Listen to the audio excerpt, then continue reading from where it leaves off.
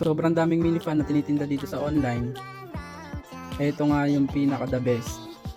Ang brand nga pala nito ay Giza Life. Ayan, box pa nga lang yan ay siguradong quality na. Ayan nga yung box nyo, napakaganda ng quality, safe na safe yung ating mini fan. Type C na nga pala yung charger nyan, dahil dito mo lang siya i-on. Then click mo lang yung ito, yung naro-rotate yan. Click mo lang yan. Magbubukas na siya. Maganda dito, hanggang 100 yung wind na level. Yan, ano siya 80. Ang sobrang lakas ng 80 niya ha. Pag 25 yan, ganyan. Ganito kalakas pag 100.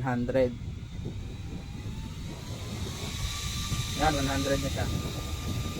Yan, 100 na yan ha. Giza Life, yan, sobrang lakas. Hindi mo ka mapagkakamalang minipan to kasi sobrang lakas. Mapagkakamalan mo, blower. Pwede mo itong blower ng iyong buhok pag gusto mong matuyo kasi sobrang lakas niya talaga. Ang maganda pa dito, nagamit ko na to up to 100 na lakas niya, umabot siya ng 5 hours. So ibig sabihin mga kahit nasa 50, abutin siya ng 10 hours.